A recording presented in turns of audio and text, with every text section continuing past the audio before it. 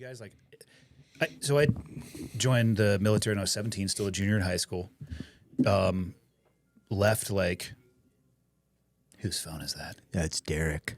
Son of a Piece bitch. of shit. Piece of shit. But if I had gone to college, I would have failed. If they had given me like a dorm room and a meal card, holy shit, I don't even know what the fuck I'd have been getting into, but it wouldn't have been schoolwork for sure.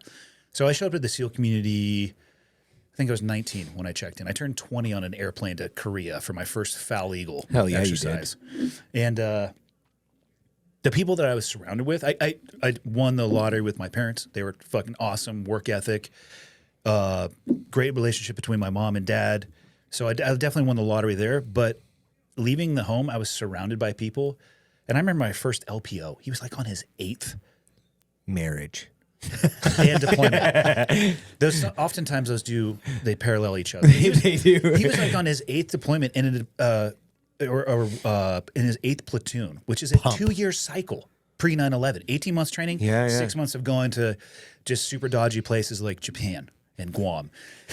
Thank you for your service. Yeah. Thank you for your service. But if that guy had laid coals down on the ground, I was like, okay, this is what you're going to need to do to thrive here in this community. I'm like, all right, I guess I'm going to crawl through the coals. Yeah. I was surrounded by people who mentored me, and they got all of that knowledge from peacetime. And I actually think he got out before 9/11 even kicked off. So he existed in this gap. But the lessons that he learned were from the generation before, and it has to be passed down. Mm-hmm. And to think that it can only survive in the military, like, I can't thank those people enough. Like, my parents, obviously, like, I'll be grateful for them for the rest of my life, but also the people that stepped in when I was at that super malleable age. How can I not at least try to pass that knowledge on? Because right now, I think people are really in need of that guidance. Like we were talking about before, like, why do people make shitty decisions when they're scared? Because it seems like in the modern era, the goal should be to avoid adversity. Like, well, I'll just hit this app for it. I'm not going to do shit. And I don't want to do the hard thing. And I want somebody else to solve my problems for me because I'm scared. And that to me, like, what did we used to do? I could literally describe SOF as you're presented with a problem and your job is to solve it. Not go find somebody else who can solve it. Here's the problem. Here is some fuckhead in a country that's really hard to get into that is in a compound in a village in a geographical area that's almost impossible to get to. Right. And I need you to go there at a time that's the most advantageous for you and disadvantageous for him and likely shoot him right in the fucking face. And when given that target package, how many people at this table are like, man, maybe take it a few doors down and see if they'll do it? Take it over to the CAD guys. They're so much better at us than over here at Damn Neck. And that's like, no. True. They are, for sure. They can have it. They're not as handsome, though.